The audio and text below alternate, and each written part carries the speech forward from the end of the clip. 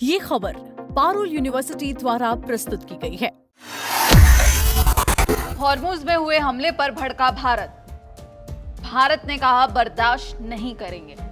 आपको बता दें, स्ट्रेट ऑफ हॉर्मुज से एक चिंताजनक खबर सामने आई है। ओमान के तट के पास साइप्रस के झंडे वाले कमर्शियल जहाज GFS गैलेक्सी पर ईरानी सेना द्वारा हमला किया गया। इस हमले के बाद जहाज पर सवार चालक दल के सदस्यों में हड़कंप मच गया और जहाज में भीषण आग लग गई।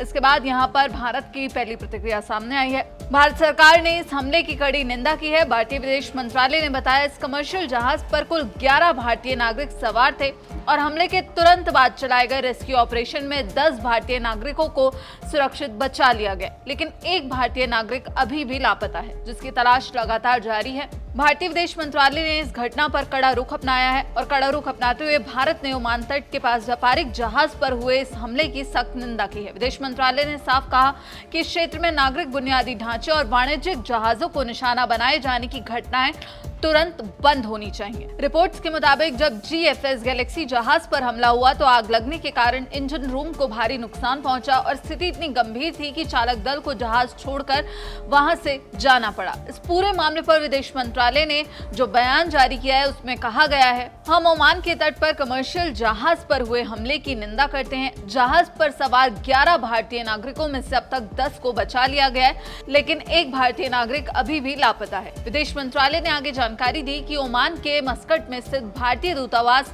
इस पूरी स्थिति पर करीब से नजर बनाए हुए है। हमारा दूतावास लापता भारतीय की खोज के लिए चल रहे सर्च और रेस्क्यू ऑपरेशन में ओमानी अधिकारियों के साथ लगातार कोऑर्डिनेट भी कर रहा है।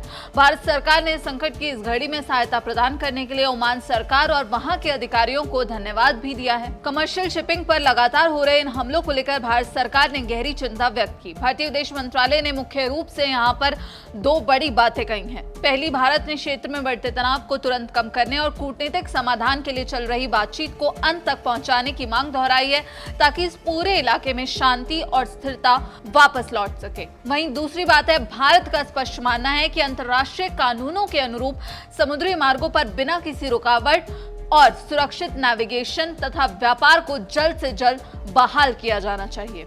चूंकि हॉर्मुज वैश्विक व्यापार और तेल आपूर्ति के लिए जीवन रेखा माना जाता है, इसलिए नागरिक जहाजों को निशाना बनाना पूरे वैश्विक बाजार के लिए एक बड़ा खतरा है। अब सवाल ये उठता है कि आखिर इस पूरे मामले पर ईरान क्या कुछ कह रहा है। ईरान ने साफ कर दिया है कि हॉर्मुज स्ट्रेट में जहाजों की आवाजाही से जुड़े भविष्य के जो भी फैसले होंगे वो केवल ईरान और ओमान की आपसी सहमति और सलाह से ही तय किए जाएंगे। ईरान के विदेश मंत्रालय के प्रवक्ता हैं इस्माइल बगई। उन्होंने जानकारी दी कि शनिवार को ही ओमान की राजधानी मस्कट में दोनों देशों के कानूनी और तकनीकी प्रतिनिधिमंडलों के बीच एक महत्वपूर्ण बैठक हुई। इस बैठक में मुख्य रूप से 3 मुद्दों पर चर्चा हुई है। पहला है हॉर्मुज स्ट्रेट की सुरक्षा व्यवस्था और वहीं दूसरा जो सबसे बड़ा मुद्दा है वो व्यापारिक जहाजों की सुरक्षित आवाजाही सुनिश्चित करना। वहीं तीसरे मुद्दे की बात करें तो दोनों देशों के संप्रभु अधिकारों की रक्षा।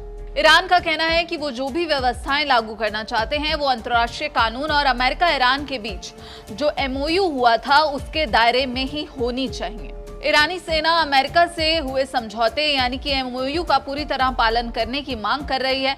ईरानी सेना के ब्रिगेडियर जनरल मोहम्मद अकरमीनिया ने एक बयान में कहा कि हॉर्मुज में अमेरिका की दखलंदाजी और एक वैकल्पिक समुद्री रास्ता बनाने की कोशिशों के कारण ही इस पूरे इलाके में असुरक्षा बढ़ गई है। उन्होंने साफ कहा कि ईरान की सेना हॉर्मुज में अपने देश के अधिकारों की रक्षा मजबूती से करेगी।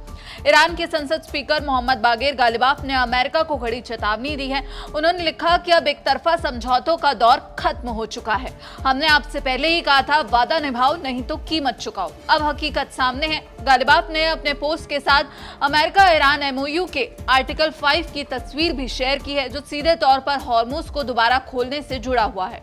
और इसी आर्टिकल 5 को लेकर आपको बता दें, दोनों देशों के बीच जो विवाद है वो गहराता जा रहा है। जो एक्सपर्ट्स हैं उनके अनुसार ईरान द्वारा बार बार जहाजों को निशाना बनाने के पीछे 3 मुख्य जो कारण हैं वो यहाँ पर नजर आ रहे हैं। पहला है कि ईरान चाहता है कि हॉर्मुज से गुजरने वाले सभी कमर्शियल जहाज उसकी बनाई ट्रांजिट अथॉरिटी में रजिस्ट्रेशन कराएं, जिससे उस रास्ते पर ईरान का नियंत्रण मजबूत रहे।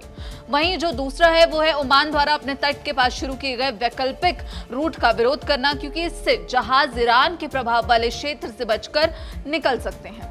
वहीं तीसरा है अमेरिका को कड़ा संदेश देना, अमेरिका पर यह दबाव बनाना कि वो इस क्षेत्र में ईरान की ताकत को कम करने का प्रयास ना करे। फिलहाल भारत सरकार के लिए इस समय सबसे बड़ी प्राथमिकता अपने लापता नागरिकों को सुरक्षित ढूंढ निकालना है, जिसके लिए ओमान प्रशासन के साथ मिलकर प्रयास जारी है। तो यहाँ पर भारतीय विदेश मंत्रालय की तरफ से जो प्रतिक्रिया दी गई है उस पर आपकी क्या राय है, आप क्या कुछ सोचते हैं, कमेंट सेक्शन में अपनी राय जरूर बताइएगा। बाकी देश और दुनिया की तमाम खबरों के लिए आप देखते रहिए दैनिक जागरण। नमस्कार।